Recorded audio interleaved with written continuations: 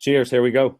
Cheers. Are we both drinking water today? We're both doing water. Yeah, it's a Monday edition, Monday afternoon. Yeah. We moved the show later in the week, but we're committed to doing a show every week about marketing, sales, technology, trends, strategies. Hold on. Let me do the intro. I got it scripted out here, my man. All right, guys. Welcome to the Water Cooler. So as Chris was just saying, the Water Cooler is a podcast about marketing, sales, and technology. We have over 100 episodes on YouTube and iTunes, so be sure to subscribe there. Each week, we focus on advice that works. This week, we're going to help you guys crack the code with actually how to generate sales through video marketing. And, in preparation for today's show, Chris, here's a crazy stat I came across. This is source HubSpot. They said 96% of marketers right now plan on using video marketing in 2016 and beyond. Yet still today, only 18% of them say that they have had success with video marketing. Which is this gap that we're hoping that we can close today for you guys on today's show. My name is Jimmy Mackin. I'm joined by my co-host here, Chris Smith. Before we dive into today's topic, Chris, let's go ahead and catch everybody up on this week's news, my man. Sure, first call. So first call, we're going to do a quick 10 minutes on the most important sales, tech, marketing things that are happening right now. Jimmy, I'll start off. The topic for the show at large is video marketing. So I'm starting with a new app. Everybody's going to want to download this and try it today. It's called Beam, B-E-M-E. And it's actually available for iPhone and Android. The concept is pretty simple. Like, the picture of like Obama, getting inaugurated and like everybody's looking at it through their phone. Mm-hmm. These big moments where you're at a wedding and everybody's got the phone up to capture the moment. And, I'm in my kids' soccer games a lot doing the same thing, but when you're filming a video through your phone, it's almost impossible not to look at the screen because, you just want to make sure you don't miss the frame or whatever. So this company, they had a pretty kind of what I would call a human idea, Beam, B-E-M-E, in both app stores. And all you do is you actually hold the phone up to your chest. And by doing that, kind of like when you hold it up to your ear, the phone, you hold it up to your chest, they kind of make you do it to your forehead to kind of joke around when you're setting it up. But the idea, Jimmy, is imagine being at a Patriots game, imagine being, at your kid's soccer match and being able to actually, with your eyes, kind of IRL, focusing on that big moment, but then sort of through the lens of your POV, really, it's the POV, point of view. You're able to capture it without any distraction. So I'd love to see some people try Beam. Let me know what they think. B-E-M-E. It's a clever usage of the iPhone technology, the camera. But I just think it's super cool. And I think they're onto something in the sense that, you do miss the point a lot. You're looking here, this big life moment's happening here. Yeah. Maybe both can happen. I don't know. It's interesting. It reminds me of that movie that came out recently where everything's shot in first person, right? That's sort of the concept behind it. My only problem with those types of shots with video is it is super shaky. So if they solve that problem where it is you can experience, you can record it, I think it's a brilliant idea.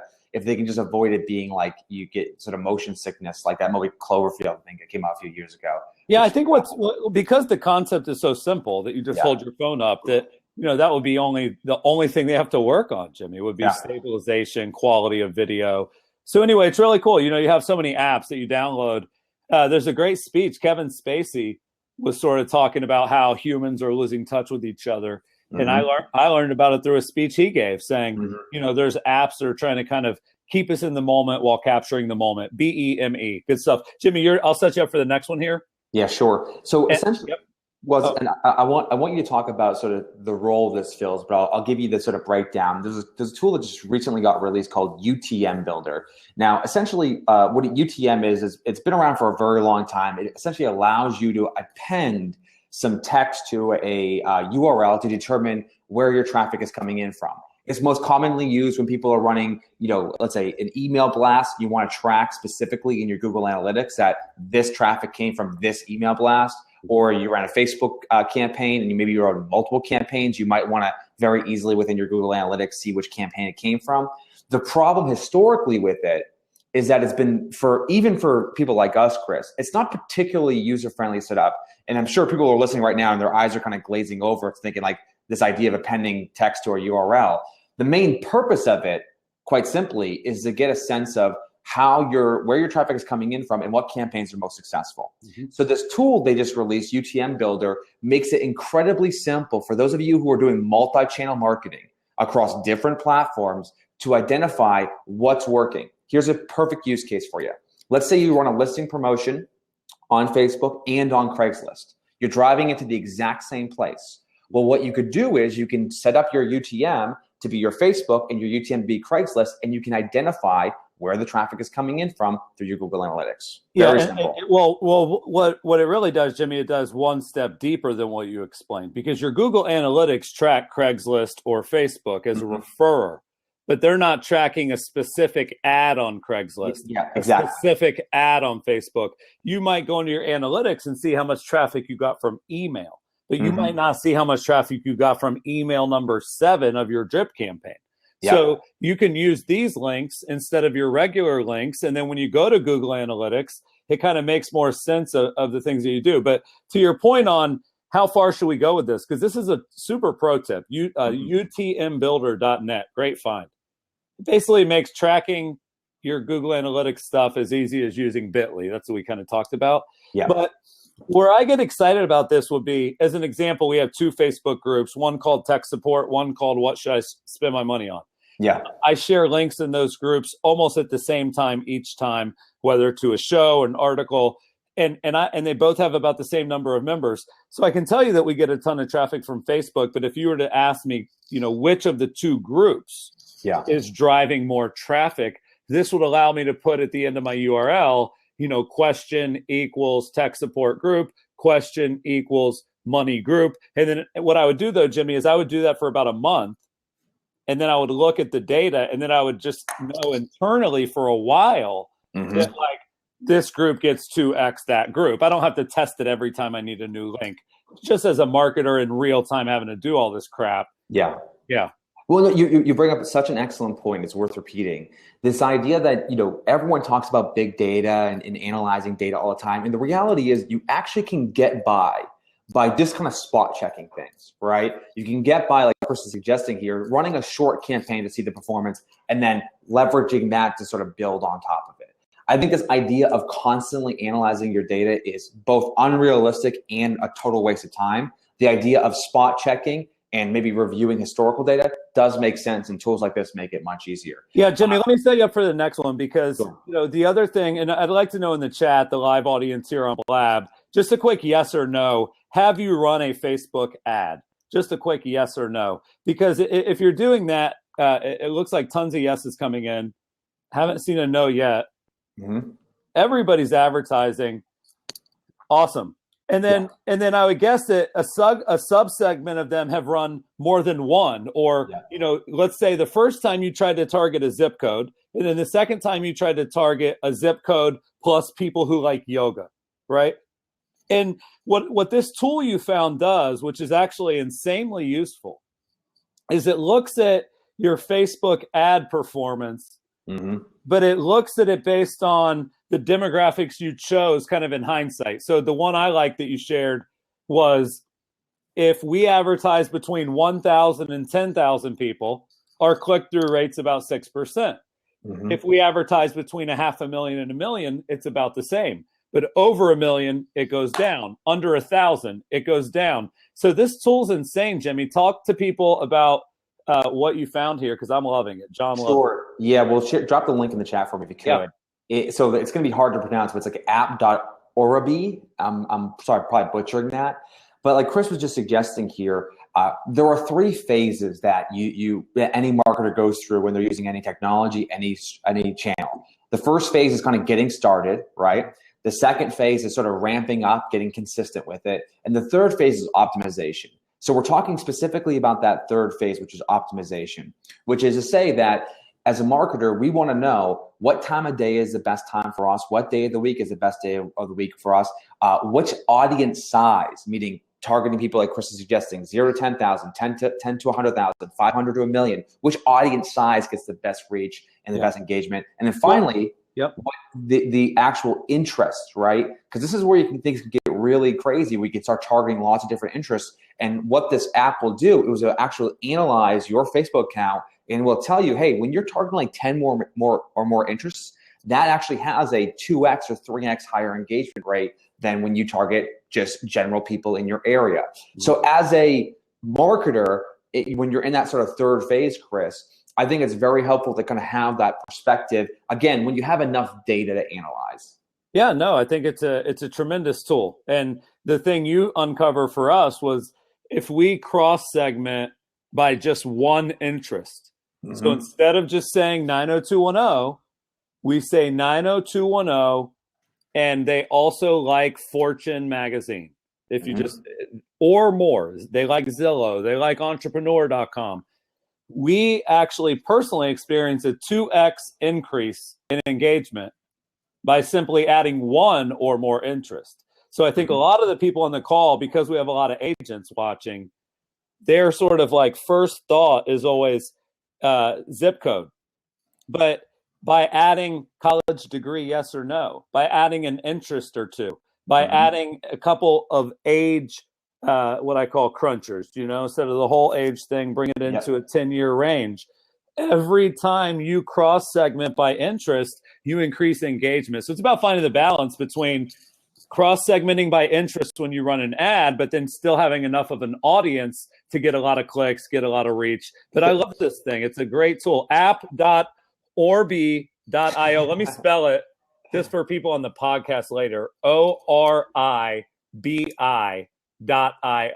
Yeah. And you just, I think, summarized it perfectly. It's about finding the right balance with the interest, meaning in the age group, like the audience targeting, and also the size, right? That balance, you can really find that sweet spot.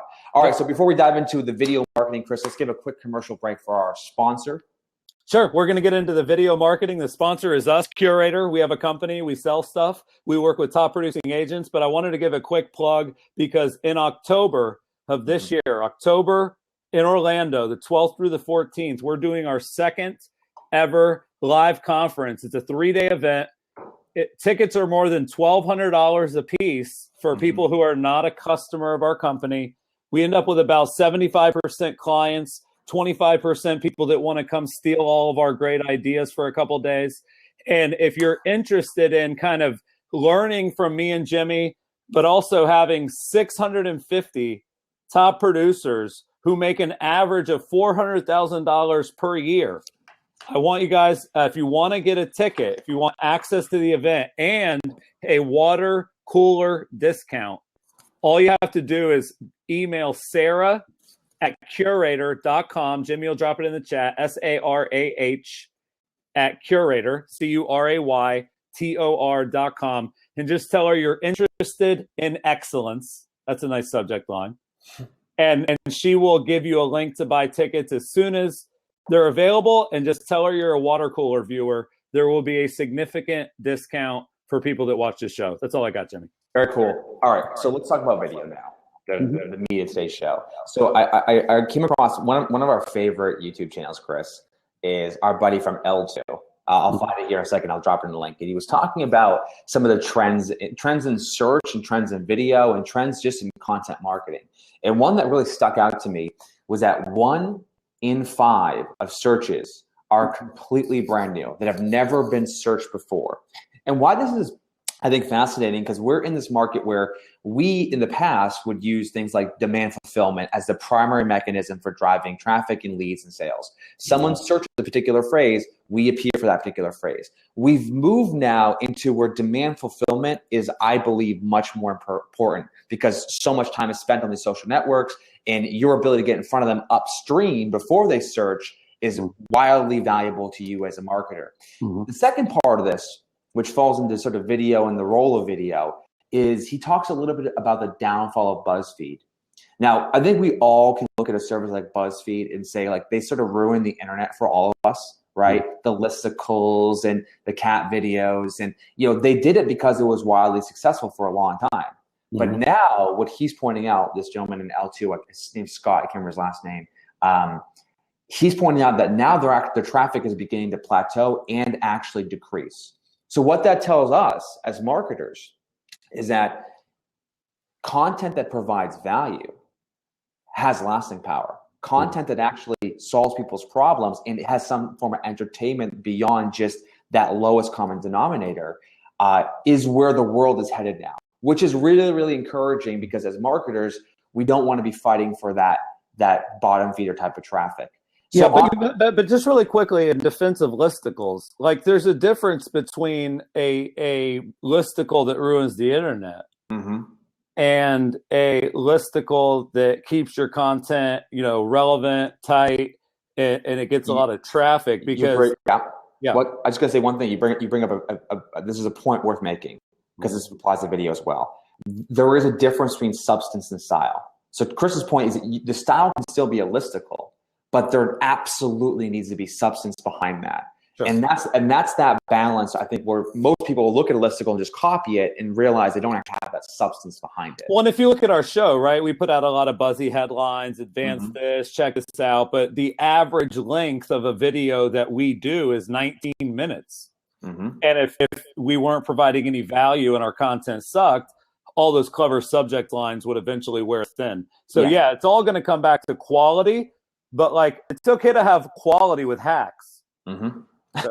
It's a great point. So let's frame this right now, because let's say people who are watching right now, Chris, or listening on the podcast on the replay, are at that beginning stages. They're just getting started with video marketing. That first question you just touched on, which is the length. That's actually a pretty common question we get all the time. What's the appropriate length of a video? What would be your advice for someone who's sort of in that phase? Yeah, I think if you're asking that question, you've never really done a video, you're getting started, the shortest, the better. The shorter, the better. Even if let's say you want to do a video tour of a home, that was going to be the first thing you ever tried. Do the video tour of a room. Do the video tour of the lawn. You know what I mean? Not the whole home. Because what I found is that I have very, very rarely watched a listing video that was too short. And almost everyone I've ever watched was too long. So I would say that shorter is better for the internet when it comes to explainer videos, right? Marketing videos. And that's what really realtors are going to be creating, even if it's a bio video. Yeah. If your bio video is more than 3 minutes, you're going to have to really argue with me that it should be that long. Well, give me, because you have this awesome tip that really helped me when I present or when I do any video like this, which is how you actually open a video. Because I actually think people screw this up so bad that you lose in the first 5 seconds. Well, this is a pro tip that even the most novice people that do video can use, and this is I'm gonna basically, and you guys have to click the praise button a lot of times if you guys like this tip at the end, because what happens when you do a video is you typically, here's how most people start their video, Jimmy. Hi, my name's Chris Smith. I'm with Curator, and today I was going to talk to you a little bit about Facebook pages and how you can make them better, right? Or if it's a realtor, right? Hi, my name is Michael Thorne. I'm with Remax up here in Canada, and today we're going to talk about blah, blah, blah. And I went through a media training, like $10,000 for like one day. This was like a big training that I got to do out in San Francisco. And they said the best tip for video is this: start with the takeaway, start with the action item, and then introduce yourself. So if I did the same example, it would be, did you know that there's 5 Facebook pages that are generating over 1,000 seller leads per month each? I'm going to show you exactly how that works. My name is Chris Smith. I'm with Curator. Let's get into it. Or we got a listing that for last year was worth 1.5 million. Right now it's worth 3 million. You're going to flip out when you see this place. My name is Michael Thorne. I'm with Remax. Let's get into it. You flip it, guys. So you basically start with the hook and then ease into the intro. And I'm getting a lot of praise there, Jimmy. So people seem to like it. There's actually a tactic that they call this, Chris, because I looked this up when I was doing some research on just improving my writing, which is called the inverted pyramid tactic. Start with the most newsworthy information and then build from there. It by the way, guys, it makes the process for someone like me. I'm not naturally good in front of camera. I have the same sort of fears I think a lot of people do. It makes it much easier to kind of just get past that intro part where you're nervous about screwing it up and get right into the content which you want to deliver. Yeah, and by the way, people make a bit, there's an 8-second attention span online. Yeah, you win them over. Exactly. So, and real quick, Laura was asking, do you recommend a professional or a videographer? We're kind of talking about getting started now. which is kind of where you'll be doing it yourself, I wanted to recommend an app everybody should try, Jimmy. I mean, I have to do this. Everybody should try the new Zillow app and what they're doing, because what Zillow has basically created with their new app for agents is the ability to, in the app, take the pictures, take the videos, and get the video at least on Zillow and Trulia very quickly, okay? And what I'm calling this kind of removing a friction, it's almost like the editless video, because Ammoto is super popular. I recommended last week an app called Quick, Quick, super popular. The reason they're popular is because you don't really edit. You just click a bunch of buttons and the video edits itself. And so basically Zillow has created an interface where you take the videos, it'll stitch them together, it'll make it look semi-decent, and it'll at least put a video with your listing. So I think that sort of if you want to just get started with video and real estate, and people might give me heat for this, but I think that is probably the best first place to start, is trying a video through the free Zillow app. Yeah. I mean, there's other ways to do it, but why not try that, Jimmy? And then ask your seller if they like that you did it, something like that. Right? We'll talk, and beyond just the visual part, just talk about the other part of the equation, which is actually really important for all the different reasons that we talk about later in the show. Yeah, and I'm going to bring on Josh Hasty. If you're watching, we actually are bringing on a professional filmmaker. He's going to come on. Jimmy's got literally 2 quick questions for Josh. He did a documentary with Rob Zombie about filmmaking. He took 500 hours of footage, and he's turning it into a 5-hour documentary on filmmaking. So Josh is hopping on now. Jimmy's got a couple quick questions for him. But as we throw cheers. Cheers, Josh. Here's the water, guys. As we throw it to Josh, the last thing about getting started would be that, I heard the way I heard this, I never forgot it. That audio is the redheaded stepchild of video that everybody forgets about. And even though you are doing a video, you are going to need to think about the audio quality as much or more than the video quality. So with that, Josh, welcome to the show. Jimmy, we only have a couple minutes here with Josh. What do we want to ask him?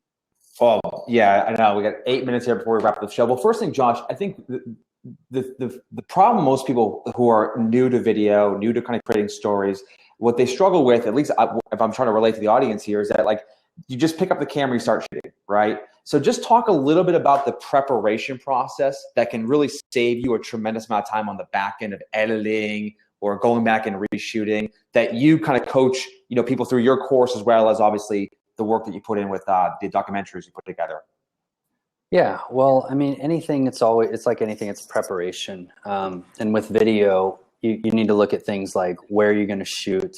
As Chris just said, you have to think about audio just as much as video. So shooting it in a quiet place, making sure that it's going to be well lit.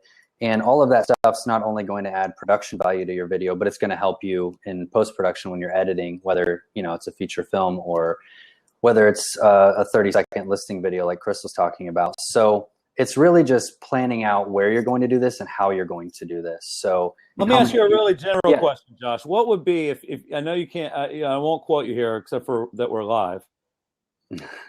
If somebody wanted to film a good video outside during the day, a daytime video, what is the best time of the day to shoot a video outdoors in your experience?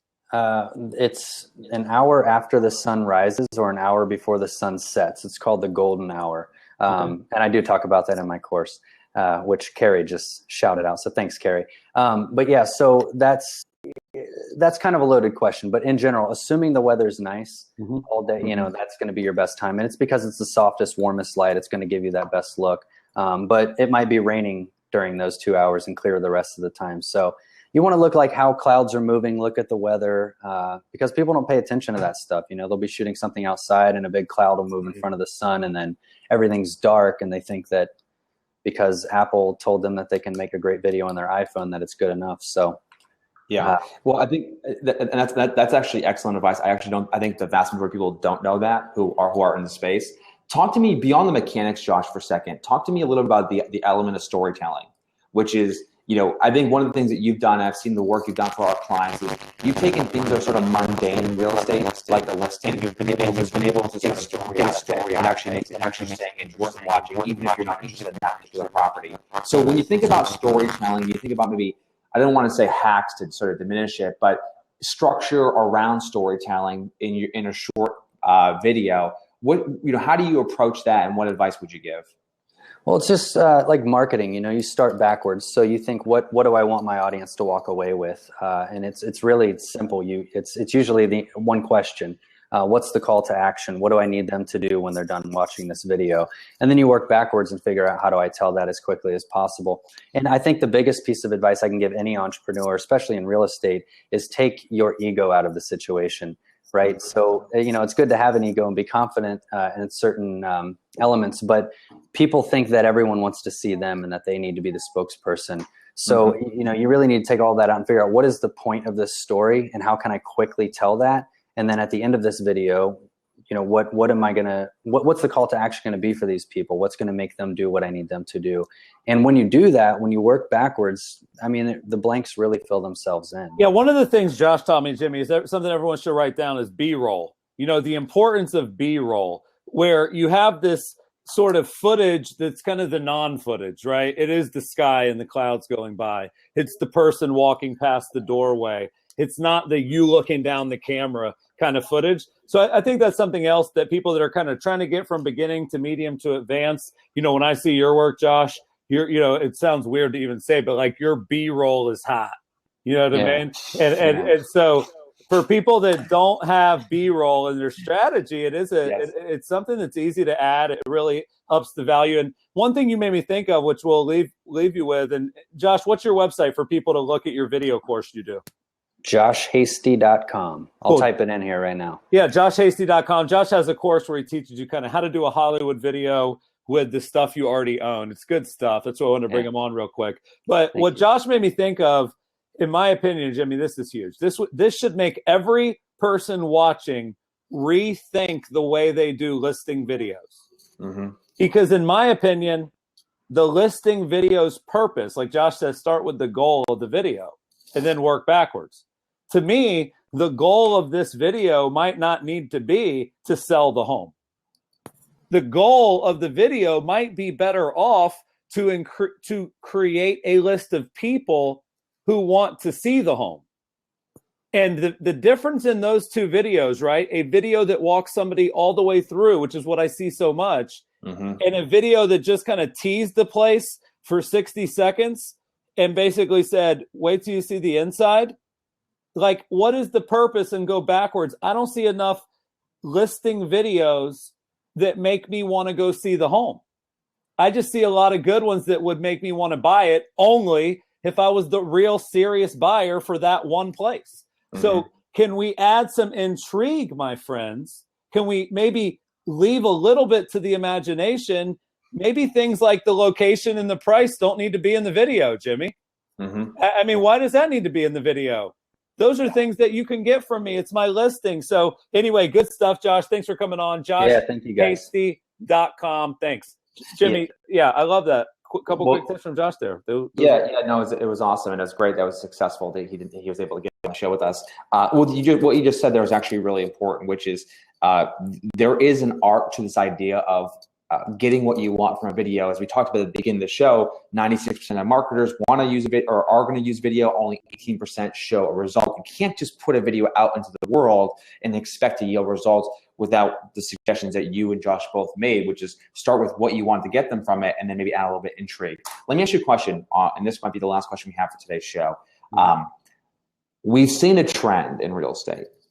We've seen the trend of the Blair Witch style videos where anyone with a camera and a BlackBerry could shoot a video, to things have progressed to where the Sage Brothers and Raj Kazar and some of the Miami agents and Beverly Hill agents have basically been hiring like actors and crews, and that's been successful for some of them not so much. Where are we headed right now?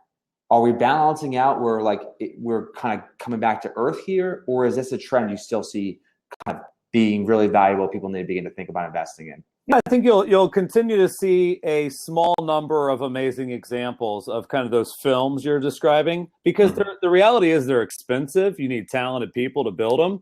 Josh, he did, I think, 7 films for 7 different curator clients.